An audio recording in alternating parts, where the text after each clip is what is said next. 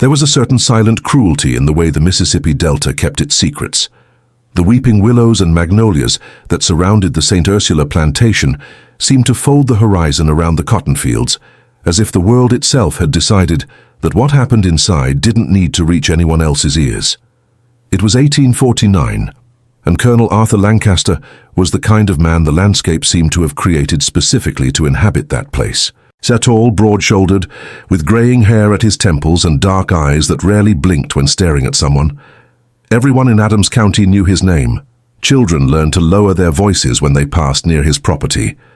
Neighboring planters greeted him with their hats in their hands, and the enslaved men and women of St. Ursula, all 142 of them, knew that Colonel Arthur Lancaster was a man of few words and no complacency. They said he had been born serious, and they also said he had been different before. But that was before the death of Miss Madeline, his wife, taken by yellow fever on a March night in 1842. Since then, the colonel had locked a door inside himself that no one from the outside could ever find. 7 years passed. 7 years of cotton harvests, of auctions in Natchez, of dinners with other planters, where he sat at the head of the table and talked about prices and politics without a single word touching anything truly important. There was never a shortage of women, truth be told. There was always some city lady sending word with an available daughter, or some planter's widow showing up at the balls looking the colonel's way. But none stayed, because none could get close to that place Miss Madeline had occupied. And Colonel Arthur Lancaster had made a silent promise to himself that he wouldn't try again, that the pain had been too great, and he was no longer the kind of man capable of lowering his guard. Bennett, the free black overseer who had managed the plantation with a firm hand for 8 years, knew this. He knew and respected it in silence, because there were certain things a smart man learned not to touch. It was on a June morning, with the dew still heavy on the cotton leaves and the leaden sky announcing rain by day's end, that everything began to change. The colonel was riding down the main road of the property, as he did every morning, checking the progress of the work in the fields where the cotton was being picked under the sun. The enslaved folks had already been working for hours. The women picked the white bolls with calloused hands, the rhythmic rustle of that labor mixing with the distant song of a mockingbird no one could see. The men carried enormous burlap sacks on their shoulders, bowed beneath the weight, their bare feet sinking into the dark earth. The air smelled of damp soil and sweet grass, that particular scent the colonel had known since he was a boy, and that still, even after everything, gave him a strange sense of belonging. Something changed that day before the morning was half over. One of the enslaved men working on the southern edge of the property, bordering the county road, came running to the colonel with the wide-eyed look of someone who had seen something out of the ordinary. Bennett, riding a few yards behind, spurred his horse when he saw the man arriving, breathless. "Colonel, there's a slave girl collapsed by the side of the road," but the colonel didn't answer immediately. He looked toward the stretch of road that cut the southern border and then back at the man before him. "Collapsed how? Sick?" he asked, to which the enslaved man shook his head, saying, "Don't know, sir. She ain't from round here." Colonel Arthur Lancaster turned his horse without another word and began riding toward the county road. Bennett followed, curious and apprehensive at the same time, and when they reached the spot, it was exactly as the man had described. Slumped over a wooden stump by the roadside, wearing simple homespun clothes covered in the pale dust of a long journey, was a woman. Young, with dark skin that gleamed even under that layer of exhaustion, her hair tied up haphazardly with a faded scrap of cloth, breathing raggedly. She raised her eyes when she heard the horses approaching, and that made the colonel stop his mount instantly. It wasn't the look of a terrified person. It was a tired look, yes, worn down by a journey that had clearly been too long, but it wasn't the look of someone afraid. It was the kind of look a person has when they've decided they won't bend anymore, no matter what happens. Colonel Arthur Lancaster spent a few seconds observing this enslaved girl without dismounting. Bennett was the first to speak, asking, "Where you come from, girl?" And she took a deep breath before answering. "From Fairview Plantation," she said, making the colonel narrow his eyes, since Fairview was more than 20 miles away. She had walked all that way on foot, on the dirt road alone. "Before continuing this story, let me ask you something. If you are here listening to this narration and feel that it touches something inside you, subscribe now. We give life to the memories and voices that never had a space, but that carry the wisdom of entire generations. Every story we tell here is a way to remember that behind every forgotten name, there was a heart that loved, suffered, and resisted with everything it had. Subscribe so you don't miss any of them. The colonel dismounted slowly and approached the girl. She didn't flinch but sat on the stump looking at him with an expression he didn't quite know how to classify, showing determination or perhaps very well-controlled desperation. So he asked her name and she answered without hesitating, "Catherine." The colonel looked at Bennett, then back to her, and asked why an enslaved girl from Fairview was sitting on the edge of his road. She lifted her chin slightly, her neck straight, her gaze direct, and told him it was because she needed to speak with him. "Colonel Arthur Lancaster," she said, making Bennett nearly choke for the way she had spoken the colonel's name, without trembling, without lowering her eyes, without adding any of the subservient titles that usually came before it, was something he rarely saw at St. Ursula.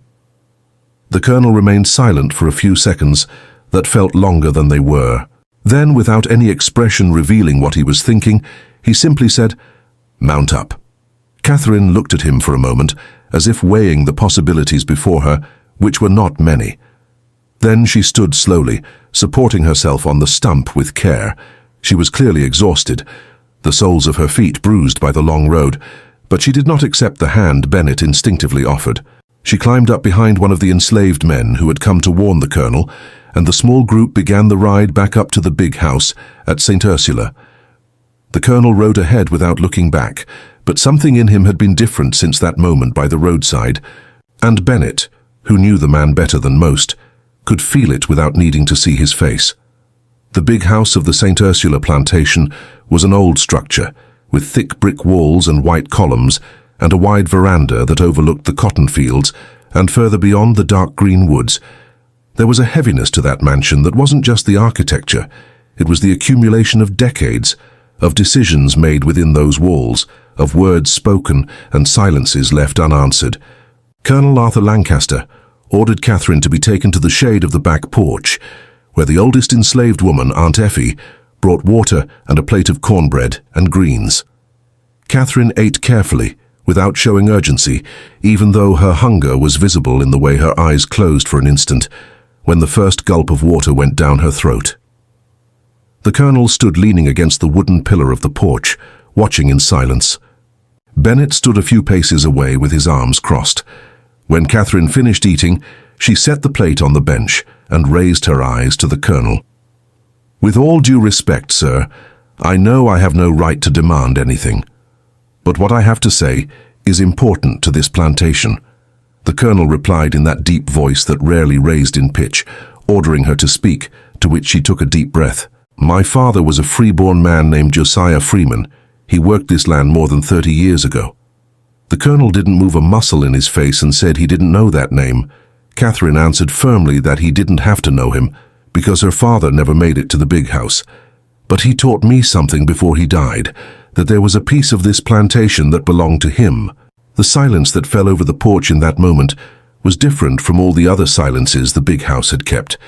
It was a silence with the specific weight of a revelation. Bennett glanced quickly at the colonel, trying to read his face, but Colonel Arthur Lancaster gave no one that easy pleasure. He walked a few slow steps and sat in the wooden chair opposite Catherine. He asked how her father had come to that conclusion, and Catherine pulled a small cloth bundle from inside her dress and placed it on the bench next to the empty plate. Inside were a few papers folded with care, their edges darkened by time and frequent handling, papers that a humble man had kept as if they were the most precious thing in the world. The colonel took the papers without rushing and began to read. His hands didn't shake, but Bennett had known the man long enough to notice the slight shift in his shoulders. Something in that had touched a place the colonel didn't expect to be touched. After a few minutes of reading, he folded the papers carefully and placed them on his knee. He asked where she had stayed after her father died, and Catherine answered without looking away. "At Fairview. Bought by Major Ephraim Carter when my father passed, and I was just a little girl," leaving the colonel in a deep silence. Major Ephraim was known throughout the county, and it wasn't the kind of knowledge that made a man feel at ease. Colonel Arthur Lancaster looked one last time at the papers, then at Catherine, and something in that look was different from how he usually looked at the enslaved people of St. Ursula. There was a kind of attention he didn't normally give out. He finally told her she would stay there while he looked into it. Catherine looked at him with that expression that wasn't easy gratitude or automatic submission. It was something harder to name, the acceptance of someone who doesn't have much choice but still keeps her spine straight. And that was what the colonel carried with him as he went back inside the big house. That straight spine. That night, Colonel Arthur Lancaster stayed a long time in his study with the oil lamp burning, rereading the papers Catherine had brought. They were documents of an old transaction written in the firm hand of a Natchez notary who had died years ago. The story they told was simple and at the same time far too complicated.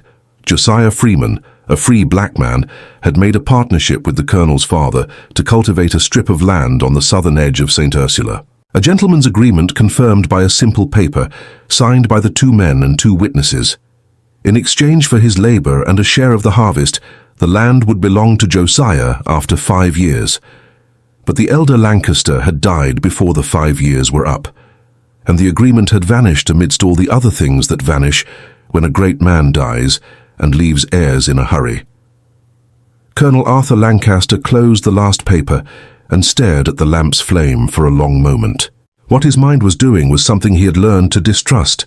He was trying to believe this woman, and that was dangerous in a way he couldn't quite explain yet.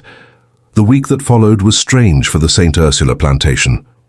Catherine was quartered in the slave cabins, but the colonel left instructions with Aunt Effie that she wasn't to be assigned to heavy field work. It was a small concession, almost imperceptible to anyone who didn't know the plantation's customs, but Bennett noticed.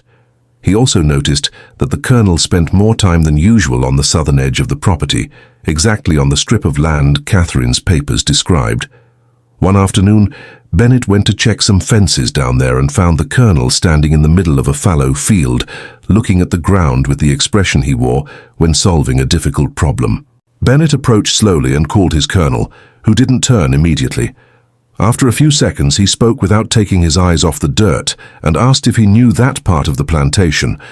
The overseer looked around and affirmed that it was where old Ben used to work before he took sick. The colonel turned slightly to ask about Ben, and the overseer nodded carefully. "A free worker your daddy hired back in the 40s. He tended a patch down here." The colonel kept looking at him to ask what happened to him, and Bennett lowered his gaze slightly to tell him he died. "Shortly before your daddy did." What happened next was the part of the story Colonel Arthur Lancaster would need to carry for some time before he could set it down in its rightful place. But what he didn't yet know was that the answer to many of his questions was locked in the memory of an old man who had lived in the slave quarters for decades and had seen almost everything there was to see on that plantation. Old Floyd was the most senior of the enslaved folks at St. Ursula. He was over 70, maybe older. Nobody knew for sure, not even himself. He worked little, mostly sitting on the porch of his cabin whittling small wooden figures he gave to the children. He was respected by the elders and feared by the youth in a way that had nothing to do with formal authority. It was the respect given to someone who had lived long enough to know the difference between what is permanent and what is an illusion. Catherine went to him on a Wednesday afternoon when the sun had passed its highest point and the quarters were half empty because most hands were still in the fields. She sat beside the old man without asking permission, as if she knew old Floyd was the kind who didn't need formality to speak the truth. He kept whittling for a few moments without looking at her, and told her she was Josiah's girl, without it being a question. Catherine straightened up, opening her eyes a little to ask if he knew her father. Floyd blew the wood shavings aside with a soft breath, and told her he knew him and that he was a good man. Worked hard, spoke little, kept his word. Came here a free man and made a deal with old Mr. Lancaster that everybody thought was going to work out. Catherine stayed silent, letting the old man find the thread of his memory at his own pace. It was near 30 years ago, old Floyd continued, but he remembered it as if it had been last week. Your daddy came to St. Ursula with worn-out free papers and hands calloused from knowing the soil. Old Mr. Lancaster took a liking to him in a rare way. 'Cause the old man wasn't one for easy affections, and when your daddy offered to work the South Tract in exchange for the deed after 5 years, old Mr. Lancaster said yes, without much fuss.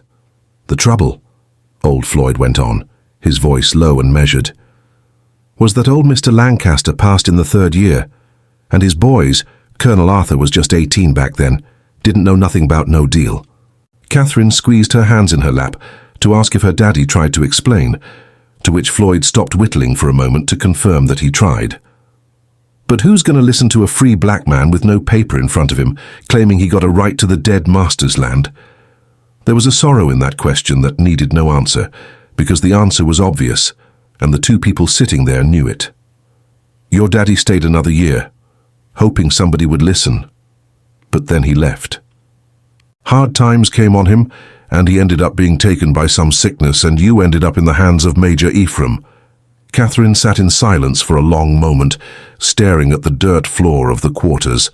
Tears streamed freely down a face that tried to maintain its composure, but had been overtaken by that story, told with the brutal simplicity of someone who no longer has the energy to pretty up the pain. She carefully wiped the back of her hand across her cheek, confirming that then her father was telling the truth. Old Floyd went back to whittling to assure her he always was. Firm footsteps approached down the dusty path between the cabins. Colonel Arthur Lancaster stood there, pausing at the entrance, holding his hat in his hand with an expression that Bennett, 2 steps behind him, hadn't seen on that face in many years. It was the look of a man who had just heard something that shifts the weight of a decision almost already made. Something changed that day in a way that couldn't be undone, and the colonel looked at Floyd. He told him he should have told him this before, but the old man didn't lift his eyes from the wood and replied that he was never asked. At that moment, Colonel Arthur Lancaster did something most men of his station would never do in front of an elderly slave, a free overseer, and an enslaved girl who had shown up at his door days ago bearing an inconvenient history. He walked over to the wooden bench where Catherine was sitting, stood before her for a moment and said in a voice entirely stripped of arrogance, "Your father was telling the truth, and I didn't know." To which Catherine raised her eyes to him. She told him she wasn't accusing him, but the colonel replied with a firmness that was different from his usual hardness. "But I needed to know all the same." That night at St. Ursula was long. The colonel stayed in his study until dawn, with the old papers and a notary from Natchez whom Bennett had been sent to fetch in a hurry.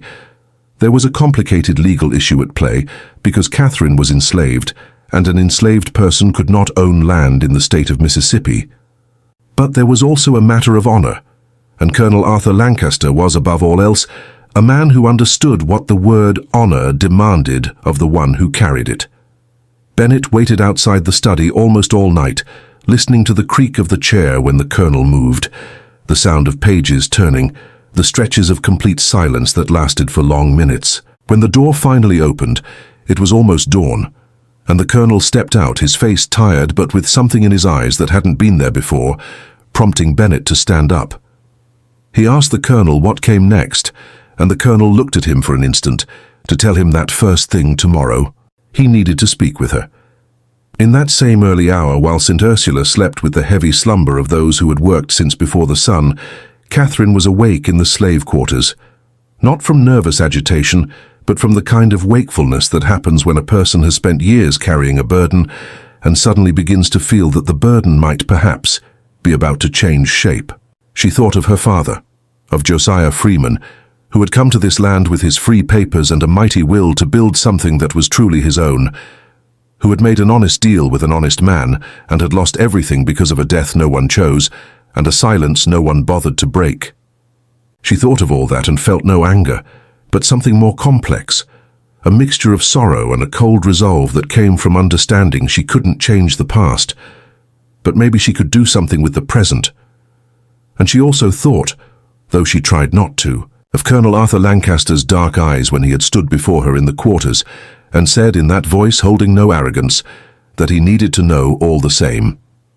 Here, if you've reached this point in the story with us, it's because you know that narratives like this need to be preserved and shared. Tell someone you know about this channel, to help keep alive the voices that history tried to erase. And stay here, because what comes next will change everything you imagined so far about the Colonel and about Catherine. The sun hadn't yet fully risen when Colonel Arthur Lancaster sent for Catherine. She came to the porch of the big house with a washed face and her hair pinned back carefully, as if she had decided that whatever was about to happen, she would meet it with the composure she felt the moment demanded. The Colonel was standing, leaning against the pillar, just like the first time she had arrived, but there was something different now in the set of his body. There was less rigidity, as if something had shifted slightly inside during the night. He received her without beating around the bush, because he wasn't a man for pleasantries, and told her he had spoken with the notary. He confirmed that the story of her father was true, and Catherine said nothing, only waited as the Colonel went on. He explained that the agreement his father made with him was real, and the fact that no one honored that agreement after his father's death was a stain on his family's name. Catherine spoke carefully to tell him she didn't come there to ruin any name, to which the Colonel looked directly at her and nodded, saying he knew. And that is why what I have to say now is easier to say. He paused, while Bennett appeared at the far end of the porch but kept his distance, realizing this was not the time to approach. Colonel Arthur Lancaster stepped down one stair of the porch, bringing himself closer to Catherine but without invading her space. The voice that came out was firm, but it carried a different tone than the one he used for business or giving orders. He told her he couldn't give her back the time her father lost, nor the years you spent at Fairview. Catherine swallowed hard but held his gaze, and the Colonel continued, "But I can do what is right now. I am going to buy your freedom papers from Major Ephraim. And the southern tract of land will be registered under a trust that will be managed until you are legally free to manage it yourself." Catherine stared at him for a moment that seemed much longer than it was. When she spoke, her voice was low but steady as ever, and she asked why he would do that. The Colonel answered without looking away that it was because it was what his father would have done had he lived to honor his word. And because it is what a good man does when he finds out an injustice was committed in his name, even without intention. There was an honesty in that answer Catherine hadn't expected, for she had braced herself for a negotiation. She had prepared to argue, to insist, perhaps to face a refusal, but she hadn't prepared for this. The days that followed were unlike anything the St. Ursula plantation had seen in the last 7 years. Colonel Arthur Lancaster sent a rider to the Fairview plantation with a formal offer for Major Ephraim Carter. Major Ephraim was a businessman above all else, and when the price was right, he didn't usually let pride get in the way. The letter came back in less than a week, terms accepted and price set. Bennett went to fetch the documents personally in Natchez because the Colonel wanted no middlemen in this affair. Something changed in that period, in a way Bennett observed with the careful eye of a man who has known another long enough to spot what the man himself hasn't noticed yet. The Colonel began appearing on the back porch with a frequency that had no obvious justification in the plantation's daily business. Sometimes he came with a pretext, a question about the work in the fields, a doubt about the cotton ledgers from the previous week. Other times there was no pretext at all. He simply showed up, leaned against the wooden pillar with his hat tipped down, and stared at the horizon while Catherine worked with her hands, sewing or shucking corn, or chatting with Aunt Effie about the day's minor affairs. Catherine noticed, for she wasn't a woman to miss what was right in front of her. But there was a line she knew existed, a line of prudence and reality she couldn't cross on her own. She was an enslaved woman, even if her freedom papers were on the way. He was Colonel Arthur Lancaster, Master of St. Ursula, a man whose name made people lower their voices. There were centuries of distance between them, not just of social standing, but of everything that position carried with it.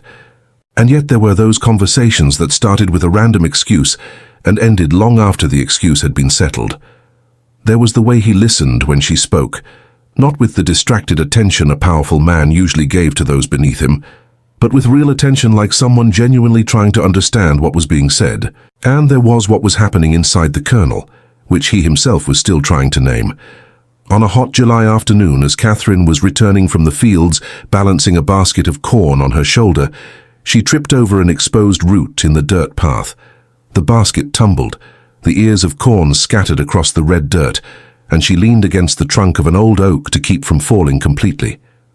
The colonel was riding down that exact path at that moment, returning from inspecting the northern pastures. He swung down from his horse before any of the other nearby field hands could move. He stood before her as she gathered the scattered corn, and without a word he knelt in the dirt and began helping her pick them up. Catherine stopped for a second and looked at him, for the scene was so far outside anything she had ever seen or expected to see that for a moment she didn't know what to do with it. The colonel kept picking up the corn without looking at her, as if it were the most natural thing in the world. When the basket was full again, he stood and held it out to her, and Catherine took it. Their fingers brushed for a fraction of a second. It was a small thing, the kind of thing that in normal circumstances would mean nothing. But in those circumstances, in that place, in that year, it was a thing that carried the weight of everything that couldn't be spoken aloud. The colonel mounted his horse and rode away without a word. Catherine stood frozen on the path for a moment with the basket in her arms, feeling that something had shifted in a way she couldn't yet properly measure. Bennett watched the scene from afar and headed for the office to find some urgent task to do, knowing there are times when the best thing a prudent man can do is pretend he hasn't seen what he just saw. But that night, as he was checking the cotton ledgers, the colonel walked into the office and stood on the other side of the desk. Bennett looked up and greeted him, and the colonel stood in silence for a few seconds before speaking. He asked if Bennett had ever been in love with someone life put in the wrong place, to which Bennett set his pen down carefully. "I have, Colonel." The colonel looked at him and asked what he did. Bennett answered directly, because the colonel wasn't a man who liked answers that walked in circles. "I did what I could within what was possible, and when the possible changed, I did more." The colonel stared at him for a moment, and then left without another word. But Bennett knew what that conversation meant, and he also knew it was going to complicate life for everybody at St. Ursula in ways no one could fully predict yet. Catherine's freedom papers arrived on an August day, folded inside an envelope bearing the seal of the Natchez notary. Colonel Arthur Lancaster called her to the study in the big house, the same study where he had stayed awake until dawn, rereading his father's old papers. It was the first time Catherine had entered that room. She looked around slowly, at the bookshelves reaching from floor to ceiling, at the large desk covered in papers and ledgers, at the tall window overlooking the fields. The colonel stood by the desk and held the envelope out to her, announcing that it was here. Catherine took the envelope with hands that didn't shake, but were slightly cold despite the August heat. She opened it slowly and read, leaving the tears to stream freely down her face without making any move to contain them. They weren't tears of weakness. They were the kind of tears that fall when a weight a person has carried for so long they forgot they were carrying. It is finally lifted from their shoulders. The colonel stood in silence, respecting the moment, and after a few seconds, Catherine folded the paper with care, the same care with which her father had folded the old papers she had brought on her journey. She thanked him, and he replied in a voice that had lost all its usual hardness, telling her not to thank him. It was the least that could be done. There was a silence between the two of them in that study that was different from all the other silences that had existed between them. It was a silence that no longer had the old structure of master and enslaved to hold it up, because that structure had been formally dissolved with that envelope, and Catherine looked up at him to ask what was next. The colonel answered with that direct honesty she had learned to recognize as the truest mark of his character, telling her that now she was free to go wherever she wished, and that the southern tract of land was registered and was hers. Catherine stared at him for a moment and asked what would happen if she wanted to stay. Colonel Arthur Lancaster stood completely still for a few seconds. It was the question he hadn't expected to hear, or maybe somewhere deep inside, it was exactly the question he had spent the last few weeks trying not to hope for.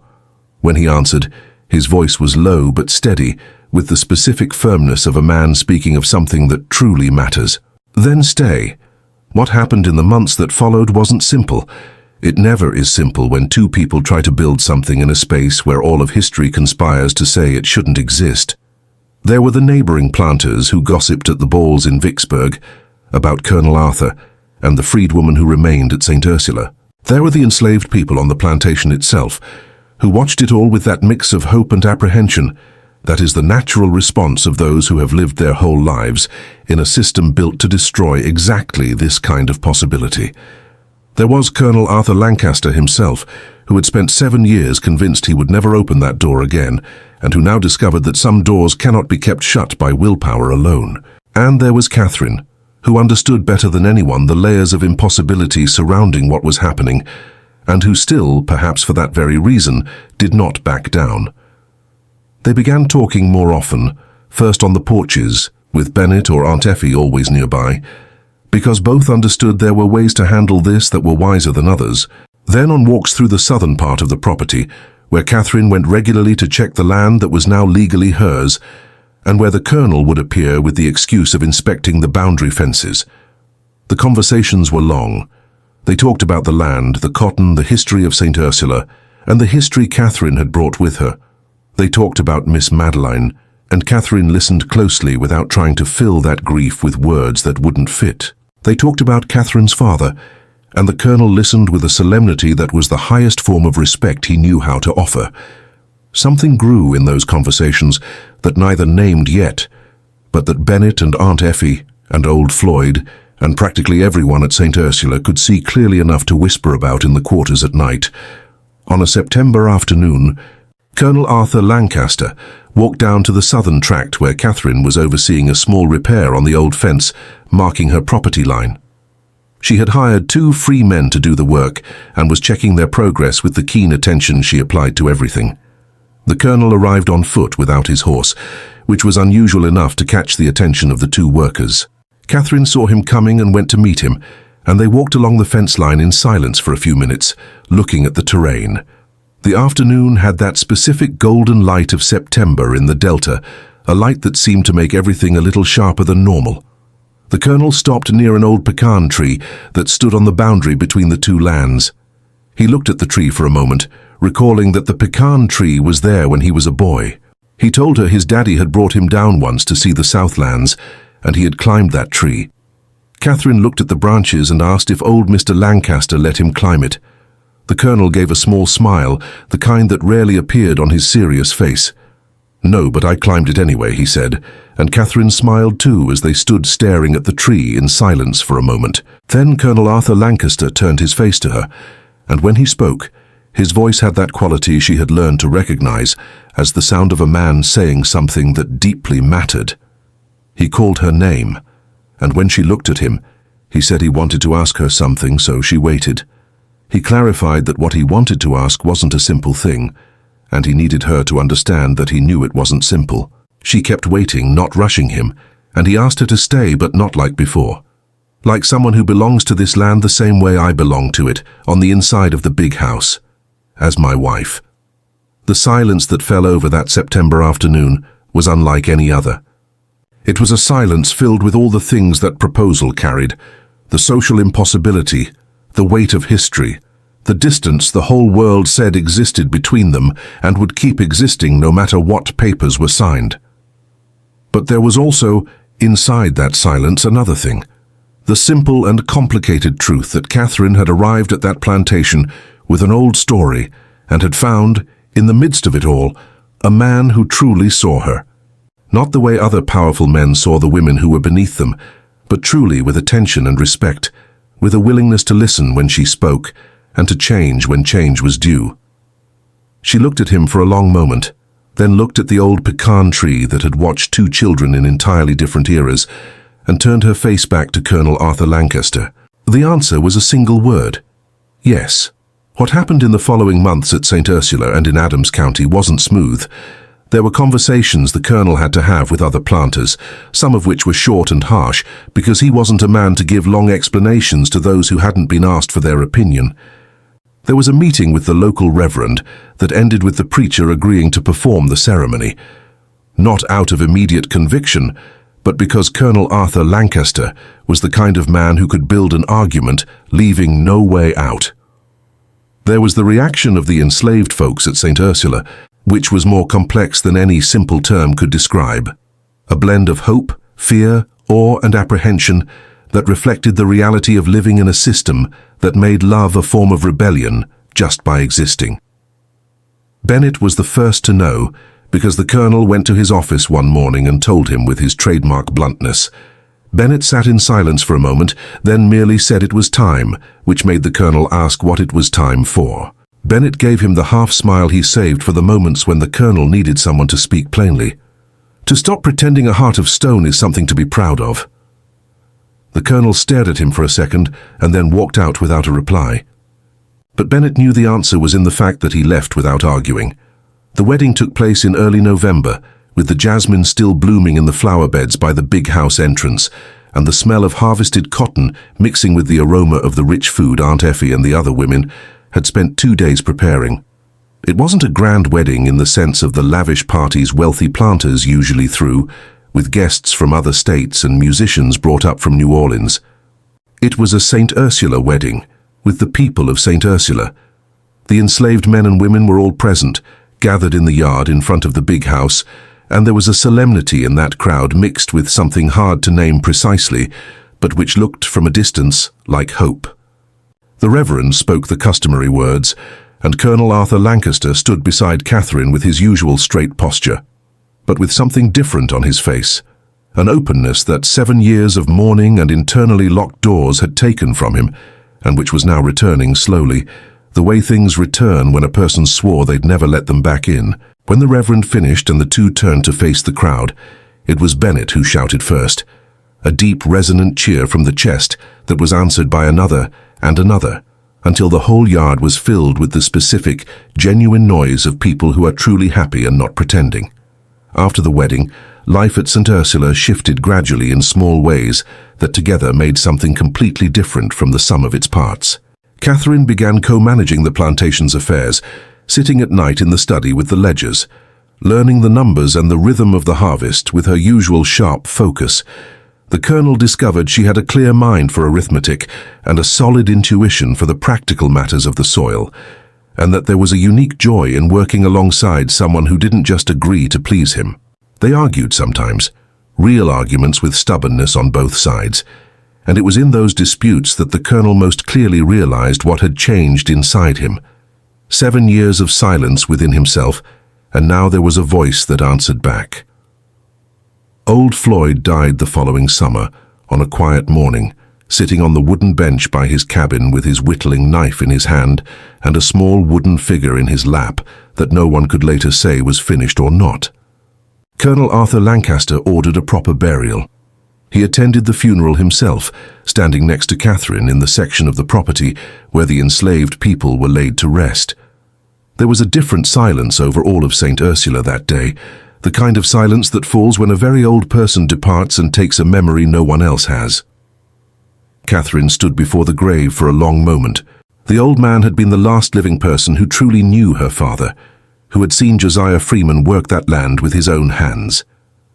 The colonel stood beside her without a word, his hand gently touching hers, the simple gesture of a man who has no better words than his presence.